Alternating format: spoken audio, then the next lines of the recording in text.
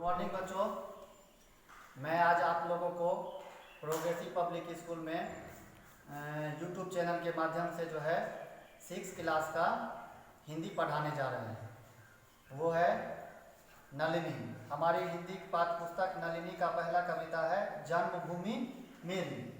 उस कविता के बारे में आज मैं आप लोगों को पढ़ाने जा रहा हूँ। आप लोग भी ध्यान से सुनिएगा और उसको गौर से समझिएगा। इसके बाद हम आप लोगों को इसका अर्थ भी समझाएंगे।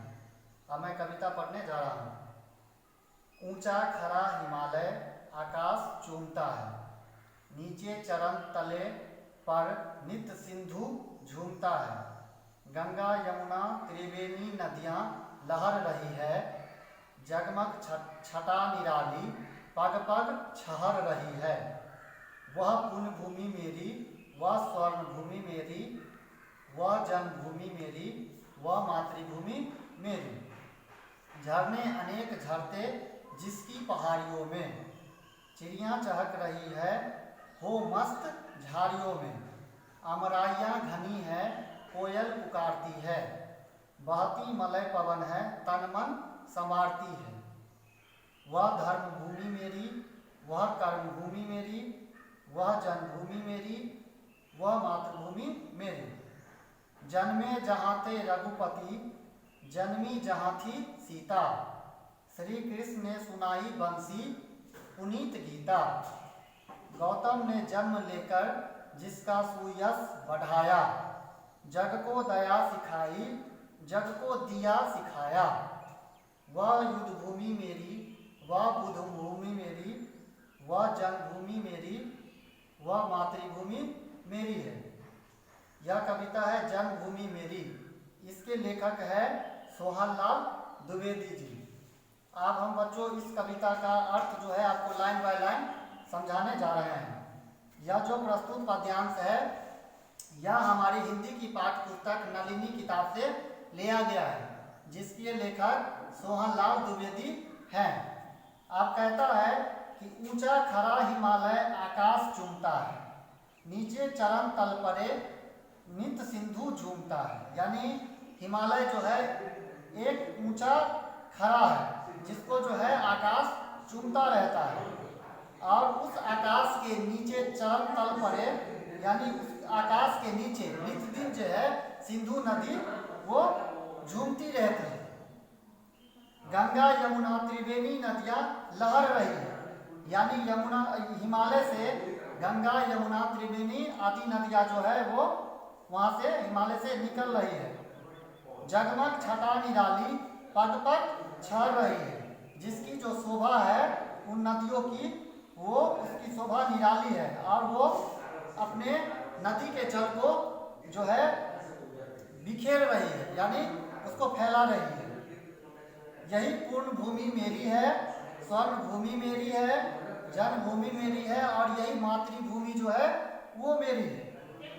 अब दूसरा है पंक्ति, झरने अनेक झरते जिसकी पहाड़ियों में, यानी हिमालय की पहाड़ियों में अनेक झरने झरते रहते हैं, और उस पहाड़ियों में जो है उस हिमालय की पहाड़ की झाड़ियों में चिड़ियाँ चहकती रहती है। अपने गुणगान से, अपने बोल मीठी बोल से वो जो है सारे प्रकृति को चहकाती रहती है।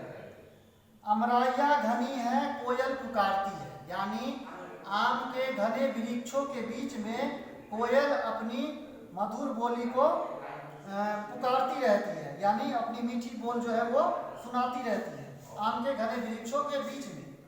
बहती मलय पवन है तन मन संवारती है, यानी दक्षिण में स्थित मलय पर्वत की ओर से आने वाली शीतल मंद और सुगंधित हवा हमारी तन मन को नित्य दिन जो है वो संवारती रहती है। यही धर्म भूमि मेरी, यही कर्म भूमि मेरी, यही जन्मभूमि मेरी, और यही मातृभूमि जो है वो मेरी है। अब नेक्स्ट पंक्ति है, जन्मे जहाँ थे रघुपति, जन्मी जहाँ थी सीता। यह वह पावन भूमि है जहाँ प्रभु श्री राम और माता सीता ने जन्म लेकर जो है अपने यश को बढ़ाया था। उसके बाद श्री कृष्ण ने सुनाई बंसी पुनीत गीता। यही वह पावन भूमि है जहाँ भगवान श्री कृष्ण ने अपनी मधुर बंसी और पुनीत गीता का उपदेश सुनाए थे। उसके बाद है गौतम ने जन्म लेकर जिसका सुयश बढ़ाया। यही वह मातृभूमि है जहाँ महात्मा बुद्ध ने जन्म लेकर सत्य और अहिंसा का पाठ जो पढ़ाए थे, जिससे जो है हम लोगों को उनका ज्ञान मिल सके और हम लोग उन्हीं के पथ पर आगे चल सके। जग को दया सिखाई, जग को दिया सिखाया। और यही सब आदमी सब है, जैसे श्री राम, सीता, माता सीता, श्री कृष्ण और महात्मा बुद्ध ने हम लोगों को अपनी अपनी ज्ञान से जो है सच्चे राह पर चलने का एक मार्ग दिखाया और उसी राह पर हम लोग चलते हैं और आगे भी चलते रहेंगे।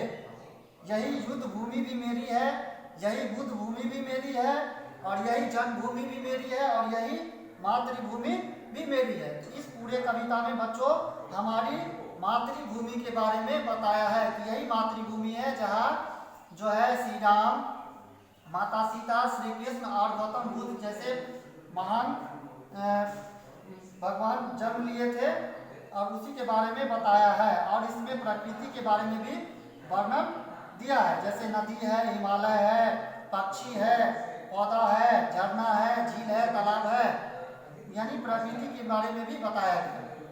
तो इस चैप्टर को हम आप समाप्त करते हैं और कुछ कठिन शब्दार्थ है जिसको हम आप ब्लैक बोर्ड पे लिखने जा रहे हैं। आप लोग भी बच्चे अपने अपने कॉपी कलम निकाल के लिखिए। जैसे है शब्दार्थ,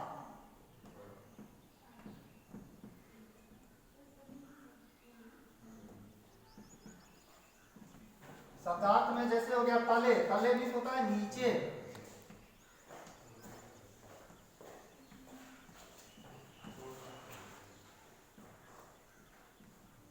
तले मीस होता है नीचे।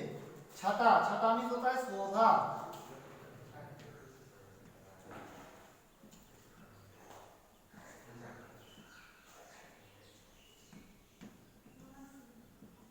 उसके बाद है छर रही है, छर रही मतलब बिखर रही है।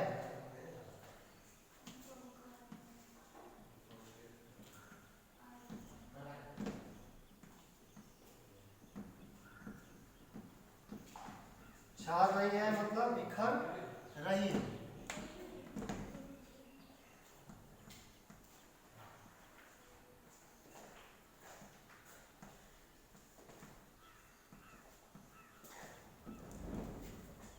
उसके बाद है अमराइयां, आमों के घने वृक्षों के कुंज, अमराइयां।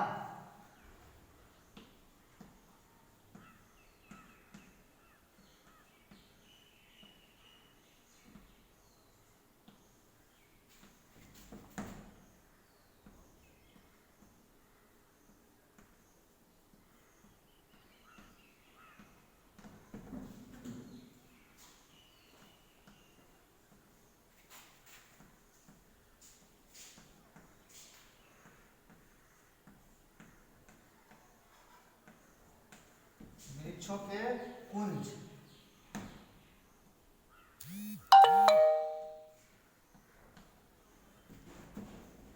उसके बाद है पुनीत यानी पवित्र।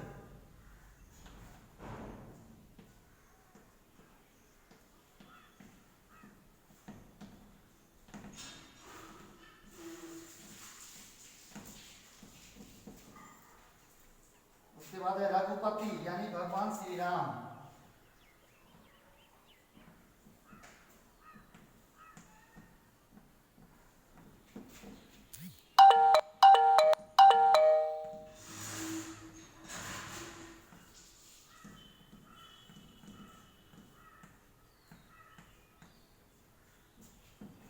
शब्दार्थ हम लिख दिए हैं, इस शब्दार्थ को आप लोग नोट कर लीजिए और इस शब्दार्थ को अगले दिन याद करके आइएगा। अगले दिन अब हम इससे आगे इसका अगला चैप्टर पढ़ाएंगे। ये हम हमारा प्रोग्रेसिव पब्लिक स्कूल के यूट्यूब चैनल के माध्यम से हम लोग का एक छोटा सा प्रयास है। अगर पढ़ाने के दौरान हमसे अगर कोई इसमें त्रुटि अगर पाई गई हो तो इसके लिए हम क्षमा चाहते हैं। आप लोग अपने अपने घर पे रहें, सुरक्षित रहें।